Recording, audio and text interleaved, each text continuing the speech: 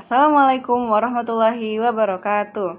Kami dari kelompok 3, sebelumnya perkenalkan nama saya Naila Izatul Kamilah dengan NIM 25105121101. Nama saya Aisyah Putri Artalenggu dengan nomor induk mahasiswa 25105120409. Saya Tracy Gabriela Donda Sitorus dengan NIM 25105121222. Jadi, kami akan mempresentasikan hasil final project kami, yakni aplikasi sederhana pemesanan tiket bus travel dengan implementasi struktur data dalam bahasa C. Aplikasi travel bus ticketing ini dirancang khusus untuk digunakan oleh pelanggan atau pembeli tiket bus travel dalam mengelola pemesanan perjalanan mereka secara mandiri. Struktur data yang digunakan dalam aplikasi sederhana ini yakni BST, queue, stack, dan linked list dalam bahasa C yang mengimplementasikan mekanisme persistent storage melalui penyimpanan dan pembacaan database berbasis format JSON. Terdapat 6 fitur dalam aplikasi ini. Yang pertama yakni melihat jadwal bus, yang kedua membeli tiket bus, yang ketiga lihat waiting list tiket, yang keempat cek validasi tiket bus, yang kelima batalkan tiket bus, dan yang keenam lihat riwayat transaksi tiket bus. Dan ini adalah preview dari main menu programnya.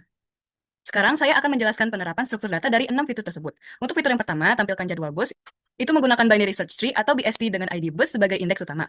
BST digunakan dalam fungsi melihat jadwal bus ini agar jadwal bus ditampilkan secara terurut berdasarkan ID busnya. Urutan tersebut didapatkan melalui penerapan metode penelusuran in order traversal dari kiri, lalu ke root, dan terakhir ke kanan, sehingga jadwal ditampilkan secara rapi dari ID bus dengan angka yang terkecil hingga dengan angka yang terbesar. Selanjutnya, untuk fitur kedua, membeli tiket bus, itu menggunakan single linked list dengan ID tiket sebagai indeks utamanya. Alasan digunakannya struktur data ini yakni karakteristik alokasi memorinya yang bersifat dinamis. Ukuran memori sistem dapat berkembang secara dinamis sesuai dengan jumlah transaksi, zero waste memory, tanpa batas maksimal seperti array. Selain itu juga, single linked list ini digunakan karena mampu mempertahankan konsistensi kronologis atau riwayat transaksi secara terurut tepat berdasarkan waktu pembelian dengan menggunakan skema tail insertion. Alur dimulai dari transaksi pertama yang masuk sebagai head. Nah, setiap kali ada transaksi baru setelahnya, data tersebut akan otomatis disambungkan ke bagian paling belakang melalui penunjuk alamat atau address pointernya, hingga transaksi yang paling akhir di mana pointernya akan menunjuk ke nilai 0. Menu yang ketiga yakni lihat antrean atau waiting list yang menggunakan struktur data queue. Apabila terdapat pelanggan yang memesan tiket bus pada saat sisa kursinya 0, maka pelanggan tersebut akan dimasukkan ke waiting list. Dengan prinsip first in first out atau FIFO, yang melakukan NQ pertama kali atau dalam contoh ini Amin, akan menempati posisi terdepan antrean dalam waiting list ini. Setelah itu, apabila terdapat pelanggan lain yang membatalkan tiket mereka dan ID bus yang dipilih memang sama, Amin akan di-dequeue dan akan mendapatkan kursi tersebut terlebih dahulu. Selanjutnya menu keempat, yakni cek validasi tiket yang menggunakan BST dengan ID tiket sebagai indeks utama. Jika pada fitur menampilkan jadwal BST digunakan untuk pengurutan jadwal, pada fitur validasi ini, karakteristik BST dimanfaatkan untuk efisiensi pencarian data atau searching. Ketika pelanggan memasukkan ID tiket yang ingin dicek validasinya, program tidak perlu memindai seluruh data satu persatu. Program cukup membandingkan ID tersebut dengan nilai pada simpul akar atau root.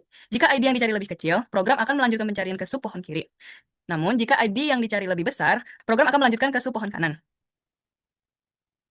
Menu yang kelima yakni batalkan tiket bus terakhir atau undo. Fitur ini menggunakan struktur data stack dengan ID tiket sebagai indeks utama. Dengan prinsip last in first out atau LIFO, transaksi yang terakhir masuk seperti pada contoh ini T003, saat fitur ini dieksekusi, T003 akan dikeluarkan dari tumpukan dan statusnya diperbarui yang awalnya aktif menjadi batal. Kosongnya kursi dari pembatalan ini akan memicu mekanisme queue pada waiting list. Elemen terdepan pada waiting list akan di-dequeue. Kemudian tiket tersebut akan menjadi aktif dengan ID tiket baru yakni T004. Terakhir yakni menu tampilkan riwayat transaksi tiket yang menggunakan struktur data single linked list. Karena data disimpan dan ditampilkan secara kronologis atau berdasarkan waktu pembelian dengan skema tail insertion, program akan menampilkan seluruh transaksi yang dilakukan pelanggan, maupun tiket tersebut memiliki status aktif, batal, atau juga masih waiting. Di sini saya akan menjelaskan kode program berisi library, pointer, struct, dan juga fungsi yang kami pakai. Pertama-tama bisa dilihat di sini terdapat library. Library yang kita pakai ada input-output, standard library, string, dan juga boolean. Dan di sini terdapat 4 pointer dan juga satu variabel global. Pointer ini adalah untuk mengarahkan data sudah sampai mana saja, dan karena pertama kali dijalankan kosong, maka semua pointer tidak ditunjuk kemanapun. Untuk tiket counter sendiri dimulai dengan 1. Kalau sudah ada tiket baru, maka tiket counter akan bertambah. Terdapat 5 struct utama pada program ini. Pertama, saya akan menjelaskan jadwal BST terlebih dahulu. Jadwal BST ini berfungsi untuk menyimpan data utama, bus, dan rutenya dalam struktur pohon biner agar pencarian jadwal perjalanan sangat cepat. Lalu ada waiting list queue. Waiting list queue ini berfungsi sebagai tempat antrean penumpang khusus untuk setiap bus yang sudah penuh kuotanya. Lalu ada tiket linked list.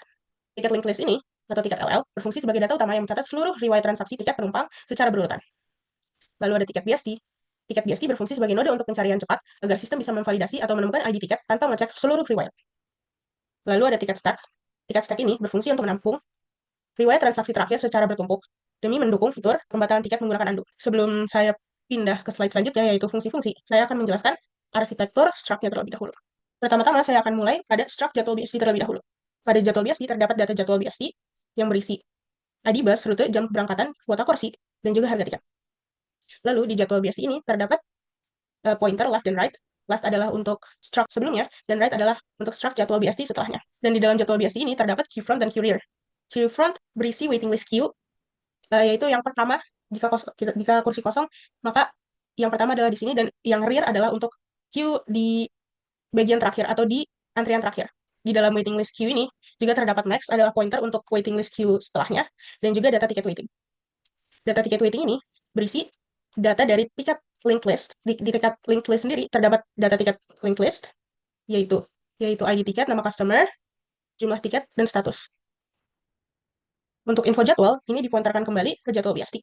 Dan untuk next adalah urutan di mana link tiket ini akan disimpan secara kronologis. Jadi dimulai dari yang pemesanan pertama, kedua, dan ketiga, dan seterusnya.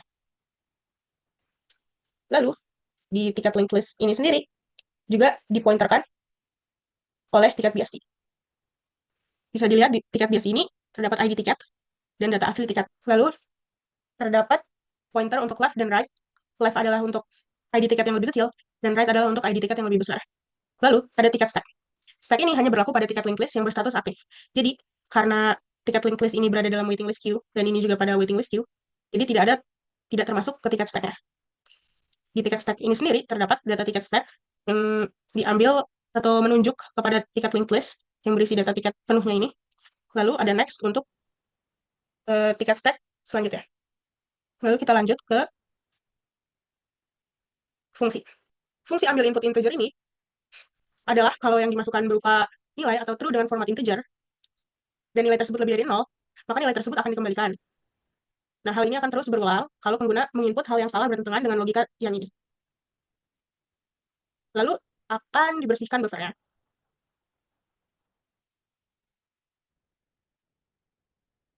Fungsi dari bersihkan buffer ini dibuat jikalau pengguna menginput sebuah huruf, kata, atau kalimat, maka buffer akan dibersihkan untuk mencegah infinite loop. Lalu kita punya seeder data jadwal bus. Seeder database bus. Fungsi seeder database bus ini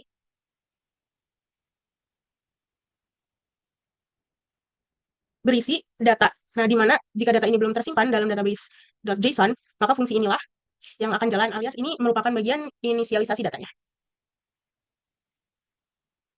Selanjutnya saya akan menjelaskan fungsi main. Fungsi main ini saya akan jelaskan mulai dari menu 1 hingga menu 6. Di fungsi main ini pertama ada tampilkan jadwal bus. Tapi sebelum saya menjelaskan tampilkan jadwal bus, di sini setiap ada menu, maka akan dilakukan sistem clear. Sistem clear ini kami gunakan agar program tetap rapi dan mudah dilihat kalau dijalankan looping berulang-ulang. Lalu kita langsung lanjut ke tampilkan jadwal bus. Nah, tampilkan jadwal bus ini digunakan untuk tampilkan jadwal in order dengan format rapi. Tampilkan jadwal in order ini sendiri memprioritaskan bagian kiri terlebih dahulu, dan setelah bagian kiri ini sudah dicek secara sampai habis itu sehingga 0, maka akan di-print dan fungsi tersebut akan dipanggil lagi pada bagian kanan. Pada bagian kanan tersebut nanti dicek lagi bagian kirinya sehingga root ini akan menjadi 0. Lalu kita ke menu 2. Menu 2 sendiri ini menggunakan tampilkan jadwal bus lagi. Setelah menampilkan jadwal, program akan mengambil nama, ID, dan juga jumlah tiket. Ketiga data tersebut nanti akan dimasukkan ke fungsi tambah tiket. Di fungsi tambah tiket ini terdapat fungsi cari jadwal BSD. Jika kita lihat fungsi cari jadwal BSD, logikanya bekerja dengan membandingkan ID bus yang dicari dengan ID bus di node tempat sekarang. Jika ID-nya cocok, maka akan di-return root-nya. Dan jika lebih kecil, maka akan di-return cari jadwal BSD root ke left. Dan kalau lebih besar, akan direkrusi lagi cari jadwal BSD di root di bagian kanannya. Hal ini nanti akan terus direkrusi hingga root-nya sama dengan 0. Nah, alamat tersebut lalu akan disimpan ke dalam bus dipilih dan akan dicocokkan dengan jadwal BSD. Kalau alamat yang berada dalam bus dipilih itu 0, atau misal kita salah ketik, maka akan terdapat pesan error dan akan di-return. Pada bagian selanjutnya, program melakukan memory allocation atau malloc untuk node baru sebesar size of tiket LL dengan casting variable struct, yaitu menggunakan tiket LL juga. Pada bagian selanjutnya, informasi yang kita input tadi yaitu nama customer, jumlah tiket, dan bus dipilih, akan dimasukkan datanya ke dalam struct tiket LL yang baru.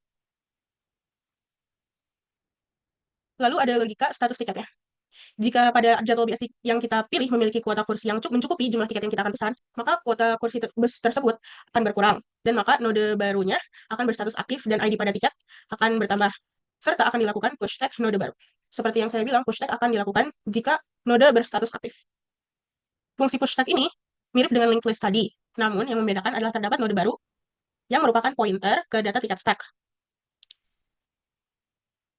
Dan data tiket stack ini merupakan pointer ke alamat tiket LL yang baru saja dibuat. Bagian sini juga menjadikan node baru pada stack ini bagian paling atas untuk diunduh. Selanjutnya, fungsi insert tiket BSI. Fungsi insert tiket BST ini bertugas untuk mendaftarkan atau memasukkan ID tiket yang baru dibuat ke dalam pohon indeks atau BST agar tiket nanti bisa dicari.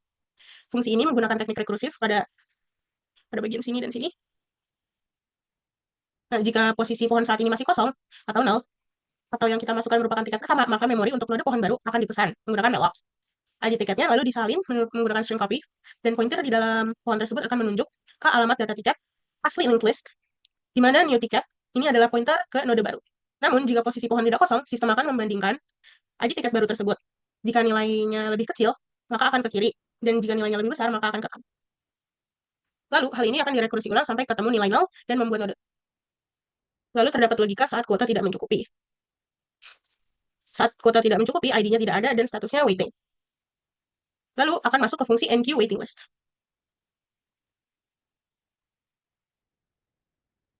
Dalam NQ waiting list ini akan dibuat alamat baru untuk struct waiting list queue, dan di dalam terdapat tiket LL. Lalu jika queue kosong, maka node baru tersebut akan menjadi front dan rear-nya. Sementara jika sudah ada, maka node yang dibuat akan menjadi rear.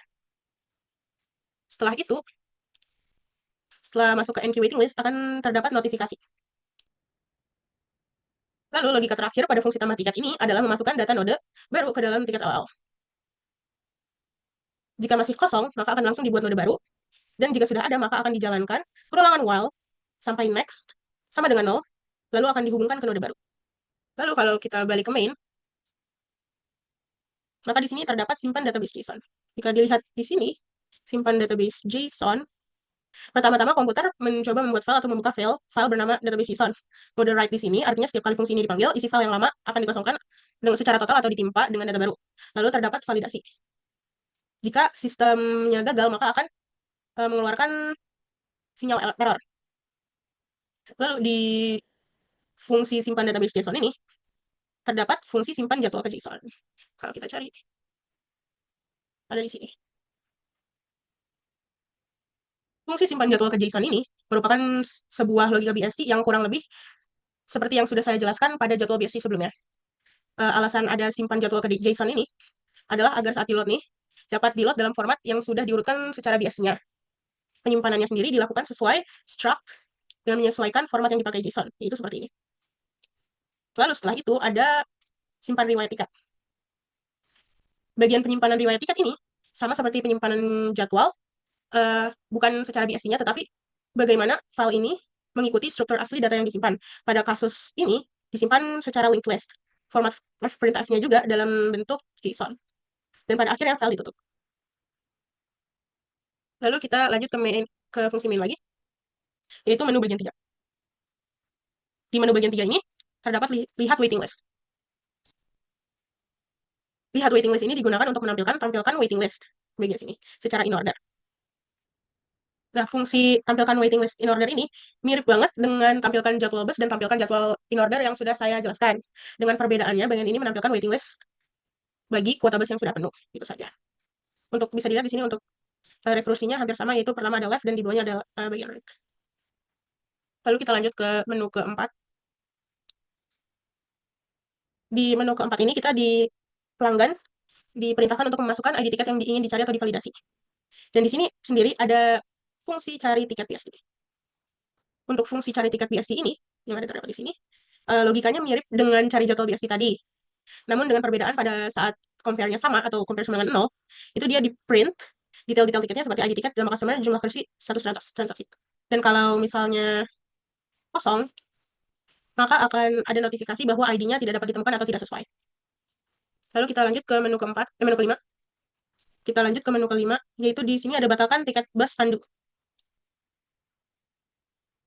Pada logika batalkan tiket bus undo ini, maka pointer akan menunjuk ke stack paling atas atau tab undo ini, lalu akan dipointerkan untuk detail tiketnya. Dapat dilihat di sini, ini detail tiketnya ada ID tiket, nama customer, route, dan juga jumlah tiket. Lalu ada konfirmasi ya dan tidak. Setelah itu ada konfirmasi dan ya dan tidak ada di bagian sini. Dan setelah itu, jika pelanggan memilih N, maka akan di return, dan ada eksekusi. Jika Y, maka akan ke pop stack. Dalam pop stack ini dilogikakan jika tab undo-nya tidak ada, maka akan di return sebagai null. Dan jika ada, data teratas atau tab undo ini akan dimasukkan ke dalam temp. Dan temp ini akan mengakses isi dari tiket stack untuk disimpan ke dalam tiket linked list. Nah, tab undo ini sendiri digeser ke node stack sebelumnya. Lalu program melakukan free temp agar datanya tidak ada di stack lagi.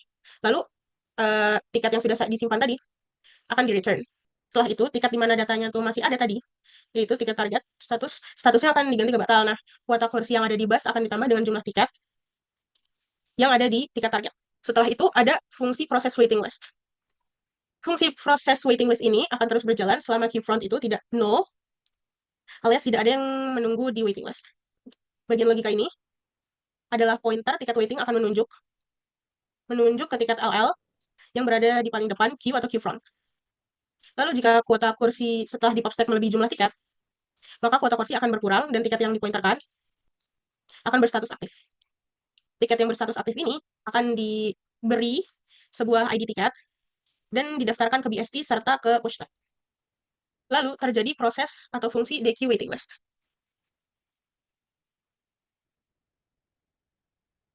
DQ waiting list ini mirip dengan pop, tapi letak perbedaannya berada pada DQ yang dihapus adalah, kalau DQ itu yang dihapus adalah bagian paling depannya, sedangkan pop stack adalah bagian yang terakhir. Lalu, jika kursinya masih kurang, akan dilakukan break. Jadi kalau kursinya memang masih tidak memenuhi akan dilakukan break. Lalu kita akan ke fungsi main lagi untuk menu terakhir, yaitu menu ke-6. Di menu ke-6 ini ada tampilkan semua tiket. Jika dilihat, fungsi tampilkan semua tiket ini, jika masih kosong, artinya belum ada transaksi sama sekali. Program akan langsung memunculkan pesan pemberitahuan dan melakukan return. Lalu memang kalau ada tiket yang sudah ada transaksinya gitu, maka komputer akan meletakkan pointer sekarang di awal atau di head tiketnya, di mana pencetakan detail nih yang di bagian sini akan terus dijalankan dengan looping while sampai sekarangnya itu 0.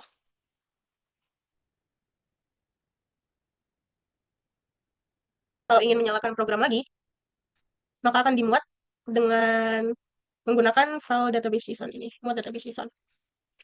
Nah, jika muat database JSON ini memang tidak ada, maka akan di-load menggunakan seeder yang seperti saya sudah jelaskan tadi. Intinya, kalau jadwal bus lagi dibaca, maka baca bus akan true, dan jika baca bus is true, maka akan dibaca ID busnya. Lalu ID bus akan diparsing detail-detailnya seperti ID bus, rute, jam keberangkatan, kuota kursi, dan harga string. Detail-detail ini akan diparsing karena sesuai BST dengan insert jadwal BST ini. Nah, sama dengan itu jika kita membaca riwayat tiketnya, maka baca tiket is true. Dan jika baca tiket is true, maka akan diparsing bagian ID tiketnya dengan detail-detailnya juga. Yaitu ID tiket, nama customer, bus target, jumlah tiket, dan status. Lalu saat membuat link list, akan dihubungkan dengan jadwal bus dengan cari BST. Jika head tiket memang tidak ada, berarti tidak ada riwayat tiket, akan dialihkan ke pointer node baru. Dan jika ada riwayat tiket, maka alamat head tiket akan ditunjuk oleh pointer sekarang untuk mengakses tiket LL. Sehingga saat pointer sekarang berada pada node terakhir, nih, pada logika ini, maka node terakhir itu barulah yang akan ditunjuk oleh node baru. Lalu di sini ada penulisan statusnya. Di sini ada penulisan status aktif, dan di mana kalau statusnya aktif akan dimasukkan ke BST, di push di stack, dan juga di rewrite lagi ID tiketnya. Dan kalau statusnya batal, maka akan di-insert ke BST dengan tiket ID-nya juga akan di rewrite juga. Lalu kalau statusnya waiting tidak dimasukkan ke BST karena memang tidak ada ID tiket, namun tetap dimasukkan ke NQ waiting list. Nah, saat memuat database JSON ini, berarti kalau kita quit dan habis itu kita nyalakan lagi programnya, maka seluruh hal ini nih akan dijalankan dalam sekejap, sehingga saat kita mengakses programnya kembali, data-data yang sebelumnya ada sebelum kita quit dapat tertulis ulang, dan sehingga jadinya dapat dilihat lagi.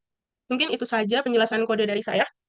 Di selanjutnya ini terdapat fungsi-fungsi yang saya sudah kelompokkan berdasarkan data structure. Ada di bagian sini, ini berdasarkan data structure, ini fungsi untuk menampilkan tabel, dan ini fungsi JSON ya.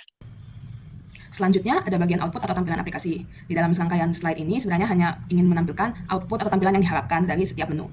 Ini baik kita bisa melihat terlebih dahulu previewnya seperti apa. Yang pertama untuk melihat jadwal bus. Kalau ini sederhana saja, sistem akan menampilkan jadwal bus yang isinya ada ID busnya, rutenya, jam, sisa kursi yang tersedia, dan harga tiketnya. Untuk yang menu pertama ini sederhana saja ya, hanya menampilkan tabel dari BST bus. Kemudian yang kedua ada membeli tiket bus. Untuk membeli tiket bus ini nanti akan ada dua output. Yang pertama saat kuota atau sisa kursinya mencukupi, yang kedua saat kuota atau kursinya tidak mencukupi. Nah, saat kuota atau kursi yang kita mau itu tidak mencukupi, datanya akan dimasukkan ke dalam waiting list. Di sini ada menu lihat waiting list. Seperti yang terlihat pada contoh di menu kedua ini, kuota tidak mencukupi. Kita membeli tiket untuk jadwal bus B01. Cuman karena tidak mencukupi, dia akhirnya dipindah ke dalam waiting list.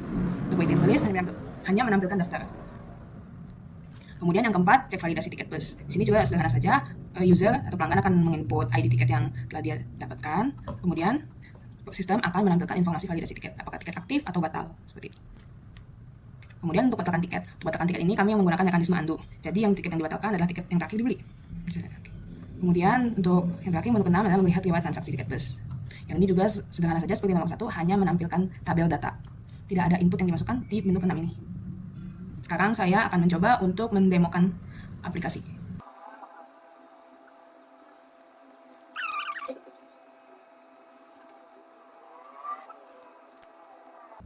Oke, dan sekarang saya akan mendemokan aplikasi. Mungkin tadi sudah dapat dilihat oleh Bapak atau Ibu saat saya ingin mencoba mendemokan di VS Code, muncul karakter-karakter yang lain. Dari kemarin sebenarnya sudah seperti itu ketika saya akan mencoba. Jadi sehingga saya akhirnya memutuskan untuk menggunakan ini saja command prompt untuk pendemoan aplikasi ini. Seperti yang dapat dilihat sebelumnya, saya tadi sudah sempat mencoba membuka, sehingga di sini sebenarnya sudah tersimpan data. Namun datanya belum ada data tiket. Kalau untuk data tiket kita bisa akses dulu dari sini, dari VS Code-nya dulu. Ini dia database JSON-nya. Ini baru ada data jadwal busnya saja, namun belum ada data tiket. Sehingga sekarang mari kita mencoba mendemokan aplikasi dengan menggunakan menu-menu fitur-fitur yang ada. Oke. Yang pertama sederhana saja kita melihat dulu jadwal bus. Saat membeli tiket kan kita biasanya melihat jadwal bus dulu ya. Dan inilah jadwal bus yang tersedia. Ada ID busnya, rutenya, jam berapa bus akan berangkat, dan sisa kursi yang tersedia di dalam bus tersebut. Dan tidak lupa dengan harga tiketnya ya.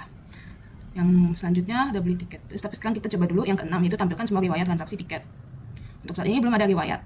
Oke, karena kita memang belum membeli tiket apapun. Coba 3, lihat antrean waiting list. Di sini juga belum ada antrean untuk waiting list apapun. Coba kita 5, batalkan tiket bus terakhir. Tidak ada tiket aktif yang dapat dibatalkan. Ya karena memang belum ada yang dibeli ya. Oke. Cek validasi tiket. Misalkan saya T01 deh. Oke, tiket dengan ini tidak ditemukan menu cetak. Oke. Berarti saat ini untuk semua menu handling errornya sudah dapat bekerja dengan baik ya. Karena memang belum ada data tiket yang dapat diproses oleh program ini. Oke, sekarang kita coba beli tiket bus. Masukkan nama customer, saya akan menggunakan nama saya sendiri saja, Tracy.